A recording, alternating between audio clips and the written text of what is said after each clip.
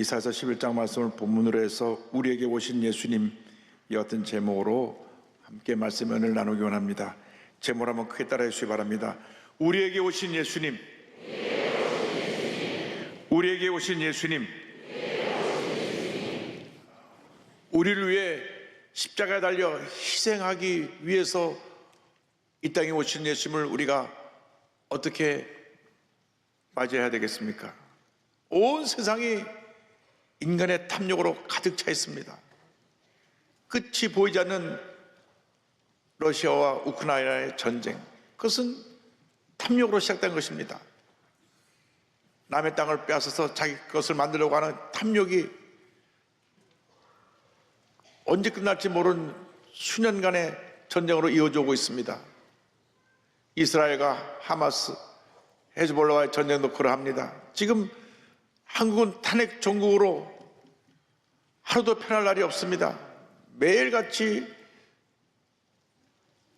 데모가 있고 경제적으로 너무나 힘들고 어렵고 환율은 왜 이렇게 뛰는지 미국에 자녀들 유학 보낸 분들은 목사님 또 뛰어올라서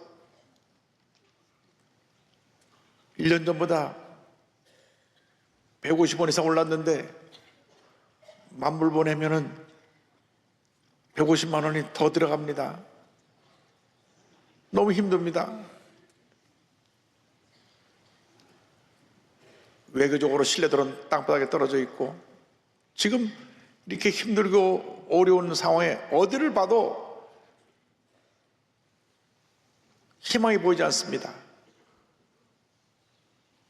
그러나 우리가 감사하는 것은 우리가 예수를 믿기 때문에 예수님만이 모든 문제의 해답이 되시고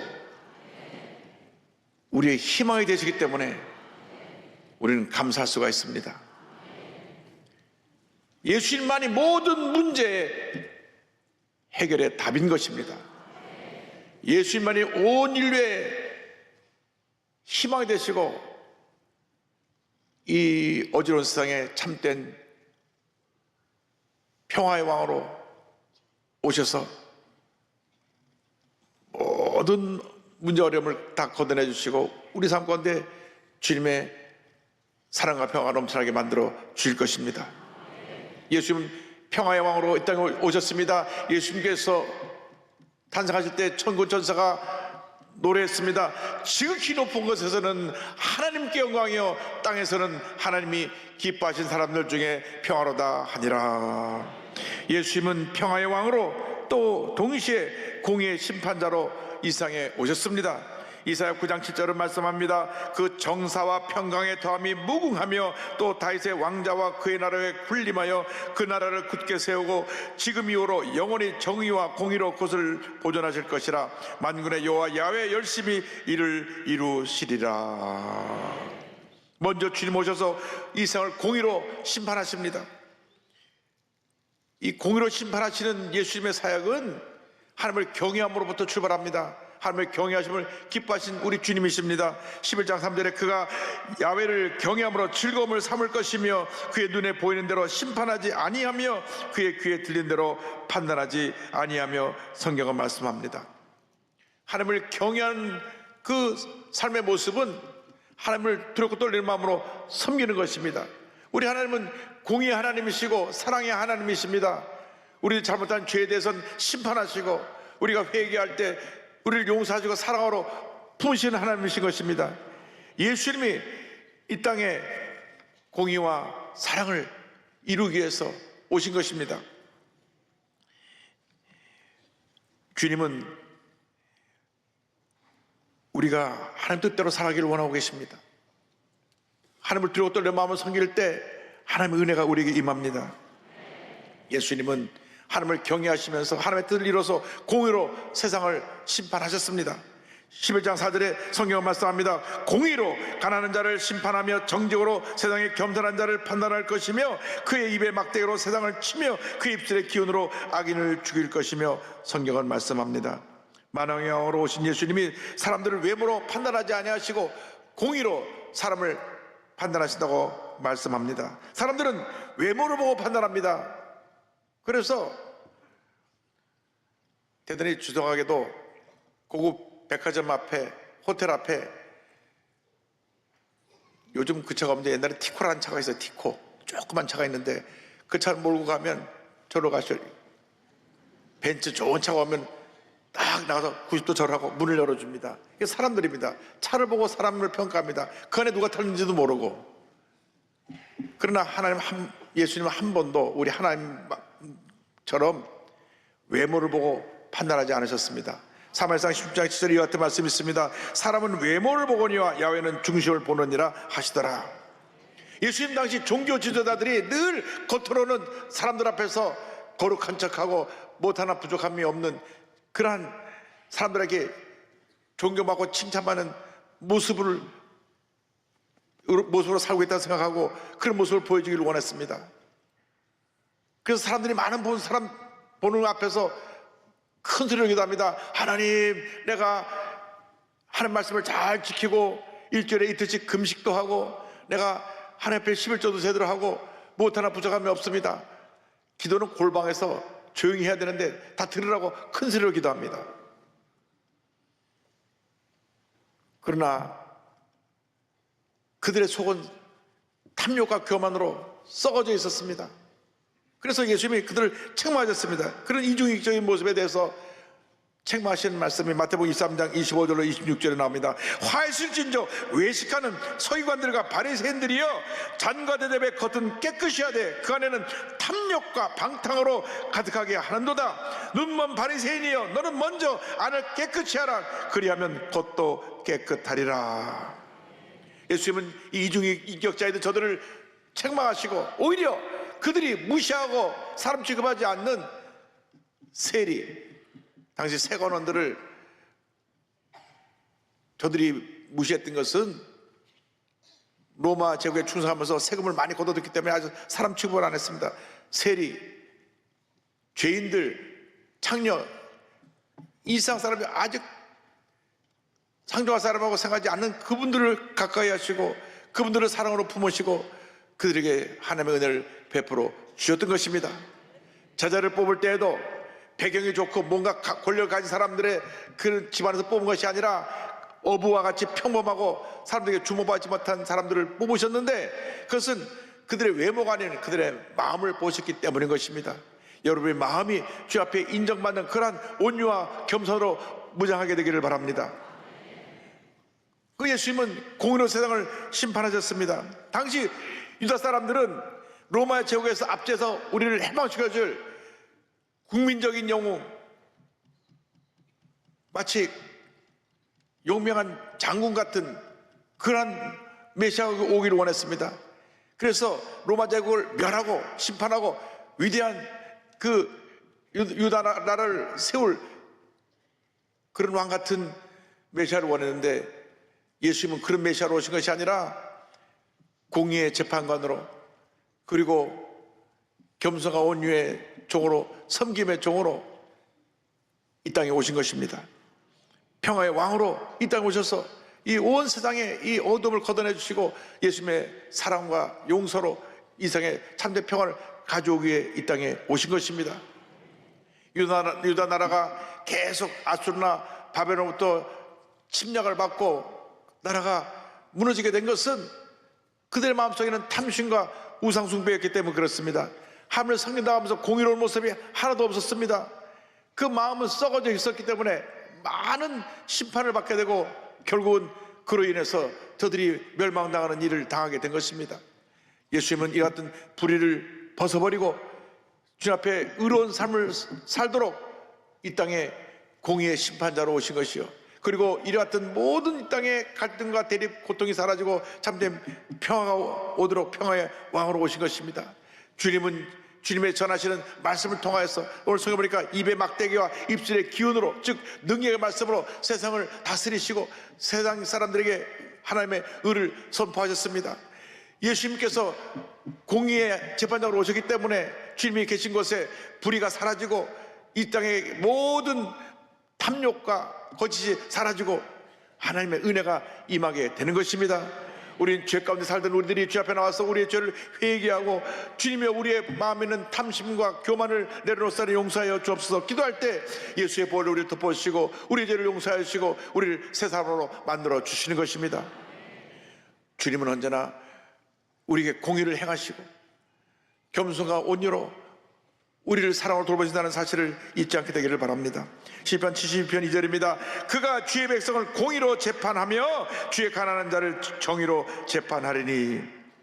여러분, 이 세상에 악한 사람들이 얼마나 많은지 모릅니다. 우리를 고통 가운데 몰아넣는 그런 악한 사람들이 있는데 성경은 말합니다. 그들의 결국은 시편 1편 결론에 이렇게 말씀합니다. 무릇 의인들의 길은 여호와 야훼께서 인정하시나 악인들의 길은 망하리로다. 악인들의 길은 망하리로다. 여러분, 악인들의 길은 망할 것입니다. 구원이라고 하는 것은 의의 회복입니다. 죄 가운데 절망 가운데 살던 우리를 예수의 볼을 덮어서 변화시켜서 의롭게 변화받은 사람으로 만들어준 그 놀라운 역사가 바로 구원의 역사인 것입니다. 이 땅에 사는 동안 우리가 구원받은 사람으로서 하나님 기뻐하시는 이 사랑의 시천자로, 그리고 하나님이 기뻐하시는 의로운 모습으로 살아가는 주님의 일꾼이 되어야 합니다. 미가서 6장 8절은 말씀합니다. 사람아, 주께서 선한 것이 무엇임을 내게 보이셨나니 여호와 야훼께서 내게 구하시는 것은 오직 정의를 행하며 인자를 사랑하며 겸손하게 내 하나님과 함께 행하는 것이 아니냐. 우리가 의롭게, 그리고 우리가 주의 사랑을 실천하며 겸손하게 주님과 동행하게 될 때 평화의 왕이 되신 예수님이 우리에게 오셔서 넘치는 평안으로 채워주시는 것입니다. 예수님 이 땅에 참 평화를 가져오셨습니다. 이사야 11장 9절에 말씀합니다. 내 거룩한 산 모든 곳에서 해됨도 없고 상함도 없을 것이니 이는 물이 바다를 덮은 같이 여호와 야훼를 아는 지식이 세상에 충만할 것임이니라. 예수님이 공의로 통치하는 그 나라가 바로 하나님의 나라인데, 하나님의 나라의 모습을 한마디로 말하면 평화, 샬롬입니다. 샬롬. 여러분, 미움과 다툼이 있는 것은 하나님의 나라가 아닙니다. 그건 세상 나라입니다. 진정한 샬롬, 진정한 평화의 나라는 배운 사람이나 못 배운 사람이나 같이 뒹굴며 문제없이 사는 사회를 말합니다. 배웠다고 못 배운 사람 무시하고 깔보는 것이 아닙니다. 배우나 못 배우나 우리는 다 같이 하나님의 형상대로 지음받은 하나님의 자녀들인 것입니다. 지위가 높은 사람이나 낮은 사람이나 함께 어울려 잘 살고, 많이 가진 자나 못 가진 자나 서로 도우며 살아가는 그러한 나라가, 그러한 사회가 하나님이 임하신 나라요, 하나님이 임하신 사회인 것입니다. 흑인과 백인이 피부의 색깔 상관없이 같이 어울려 지내는 나라, 그리고 다문화 가족들이 함께 와서 다 같이 한솥밥을 먹으며 형제자매처럼 지내는 나라, 그것이 바로 하나님 나라 샬롬인 것입니다. 미움, 다툼, 살상, 전쟁은 죄의 산물입니다. 마귀가 우리는 하나님의 형상으로 지음받은 우리 인간 사회에 들어와서 어떡한지 서로 싸우게 하고 갈등을 일으키게 하고 미움을 집어넣어 주어서 서로가 물 것도 없고 원망하면서 고통 속에 살아가게 만든 것입니다. 신문을 보면 모든 뉴스들이 이와 같은 죄로 얽힌 뉴스일 뿐입니다. 연애도 잘해야 되는 것이요, 이 못된 남자를 만나면 보니까 여자친구가 당신 성격이 너무 난폭해서 못 만나겠다고 그러니까는 칼 들고 찾아가서 온 가족을 다, 여자친구 가족을 다 죽여버렸어요. 한때 사내 죽내 뭘 사랑한다고 하던 친구가 거기 와가지고 칼 들고 난동을 피고. 그러니까 사람 잘 사귀라고요. 괜히 아무나 사귀지 말고. 예수 잘 믿고 성품 좋은 사람 사귀면 되는 거예요. 예수 안 믿고 성격 못된 사람 만나면 평생 고통 속에 살게 되는 것입니다. 그런데 어쨌건 이 세상 사람들이 속 사람을 알 수 없으니까 나중에 어떻게 그 사람이 변할지 모릅니다. 믿었던 친구들이 배신하고 뒤돌아서고 서로 속이고 속는 사회입니다. 웃으면서 달려와서 나중에 뒤에서 빚을 꼽는 사람도 많이 있습니다. 그러니까 저희 어머니 하신 말씀이 있어요. 이 목사, 사람을 볼 때는 3년을 보고 사겨.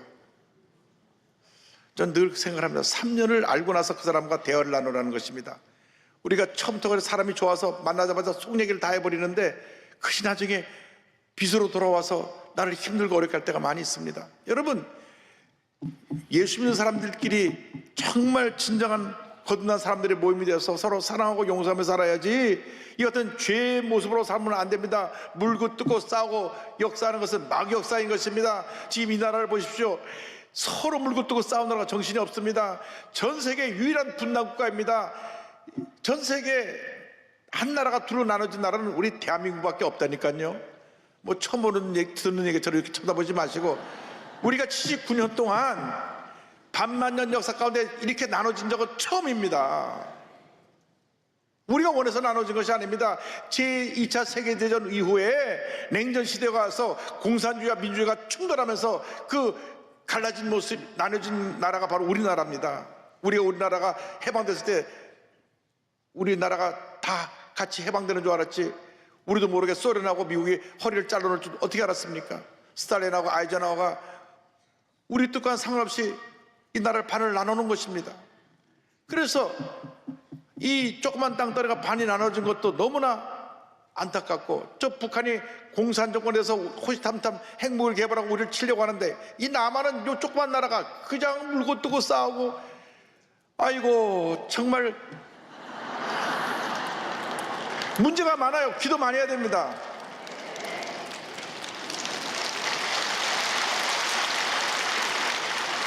이 땅에 편가르기 싸움이 없어져야 됩니다. 진보 보수가 하나가 되어야 되는 것입니다. 지역 감정이 사라져야 되는 것입니다. 정치권이 회개해야 되는 것입니다. 이번 탄핵 정부를 지나가면서 우리 대한민국에서 거듭나야 됩니다. 위기가 기회가 되어야 됩니다. 우리 1,200만 크리스찬이 기도하고 또 기도하고 기도해서 우리 국민 대통령을 이루고 위대한 대한민국을 건설해 나가야 할 것입니다.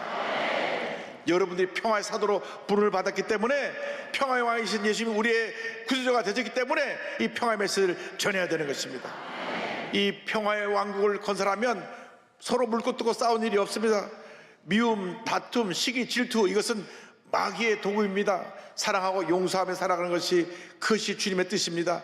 예수님께서 제들에게 마지막으로 가르친 말씀, 다락방에서 전하신 말씀 가운데 13장 3, 4절, 요한복음 13장에 이 같은 말씀이 나옵니다. 3, 4절 이하에 새 계명을 너에게 주노니 서로 사랑하라.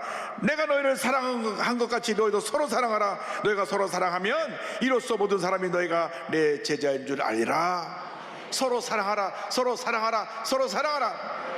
그래서 용서를 주님 강조하셨습니다. 마태복음 6장 14절입니다. 너희가 사람의 잘못을 용서하면 너희 하늘 아버지께서도 너희 잘못을 용서하시려니와. 여러분, 사랑하고 용서하며 살아가는 주님의 일꾼들이 다 되시기를 바랍니다. 주님, 내 마음속에 아직 미움이 있습니다. 내 마음에 상처가 있습니다. 내 마음에 분노가 있습니다. 오늘 이 시간 예수님을 바라보고 미움, 분노, 섭섭한 상처받은 거 다 내려놓고 사랑하고 용서하며 살겠습니다. 여러분, 용서는 일방적인 것입니다.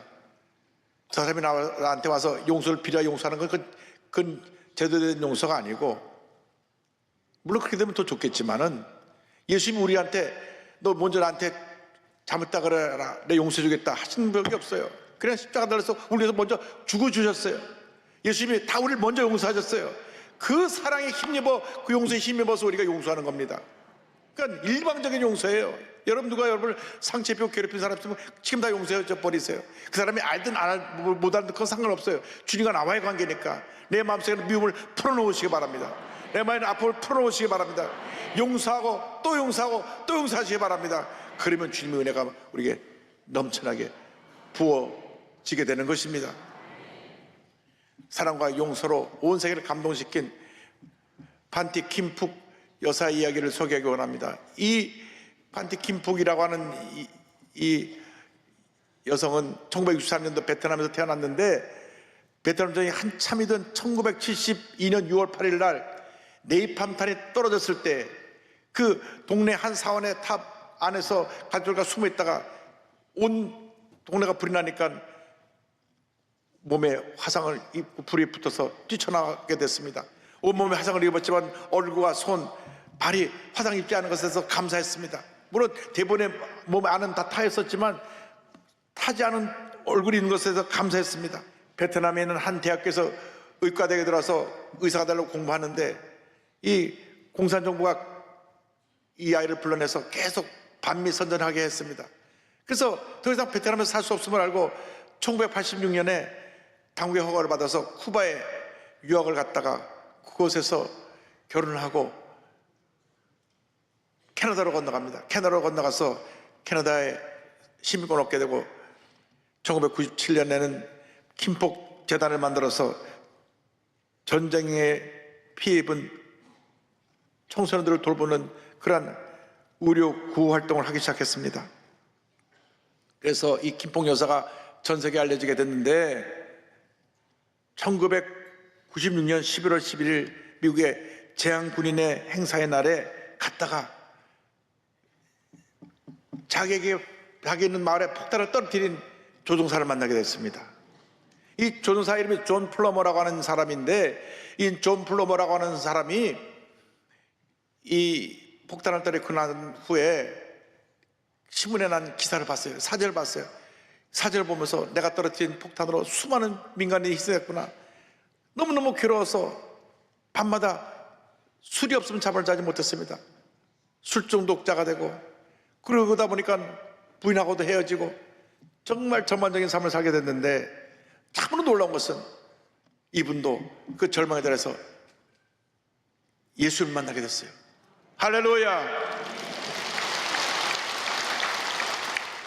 재앙군인의 날 이 여인이 참여한다는 얘기를 듣고 김봉 여사에 와서 사과합니다. 내가 그 조종사입니다. 미안합니다. 정말 미안합니다. I'm sorry. 계속 미안하다고 그랬습니다. 그러자 이 김봉 여사가 괜찮아요. 용서합니다. It's alright. I forgive. 얼마나 감동스러운 장면인지 모릅니다. 이 만남에서 이렇게 존 플러머는 고백합니다. 어떻게 2분 동안의 짧은 대화가 지난 24년 동안의 악몽을 깨끗이 지워버릴 수 있었는지 아직도 이해할 수 없습니다. 내가 받은 용서는 내가 무엇을 했기 때문에 받은 것이 아니라 그저 그것은 선물이었습니다. 그저 신비로울 따름입니다. 놀라운 것은 이 존 플러머 이분이 그 다음에 신학교에 가서 목사가 되어가지고 버지니아에 있는 퍼셀빌 베타니 연합감리교회 담임 목사님으로서 귀하게 사역하시고 지금은 이제 86세가 돼서 이 사역을 후임 목사관님이 와서 하고 계신데 교회를 섬기면서 늘 십자가의 사랑과 용서에 대해서 설교를 했다고 말씀합니다. 하나님이 이렇게 전쟁에 폭탄을 떨어뜨렸던 그러한 가해자에서 이제는 용서받는 의인이 돼서 하나님의 자녀가 되고 목사가 되어서 하나님의 귀한 삶을 감당할 수 있게 만들어 주신 것입니다. 할렐루야. 하나님께 모든 영광을 올려드립니다. 약간 이분 자료를 찾느라고 온 미국 사이트에 들어가서 재향군인의 사이트까지 다 뒤지고 미국 감리교 사이트를 다 뒤져가지고 저 사진 찾아내가지고 이분이 이렇게 변화되었다. 하나님의 역사는 사랑과 용서 가운데 이렇게 위대한 사람을 만들어내는 것입니다.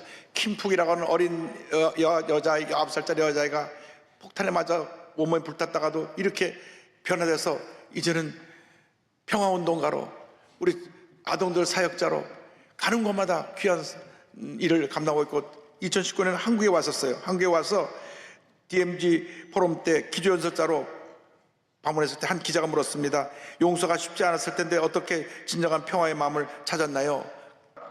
저는 많은 싸움을 했습니다. 육적인 고통을 견뎌내야 했고 증오가 있었고 화가 있었고 쓰람이 있었지만 그럼에도 불구하고 저는 감사하는 것을 선택했습니다. 크리스찬이기 때문에 1982년 베트남에서 성탄절에 크리스찬이 되기로 결정을 했었고 할렐루야. 예수님을 믿고 성경을 읽고 기도를 하면서 용서는 불가능하다고 생각했었습니다. 그러나 계속 앞으로 나아갔을 때 내가 그 역사를 바꿀 수는 없지만 사랑으로 평화를 위해 나갈 수 있다는 것을 알았습니다. 용서의 마음을 갖고 미래를 향해 나간다는 것입니다. 여러분, 과거는 바꿀 수 없습니다. 누가 나를 상처 입히고 나를 고통 주고 과거는 과거입니다. 과거는 잊어버리고 사랑과 용서의 마음을 품고 믿음으로 전제해 나가시길 바랍니다.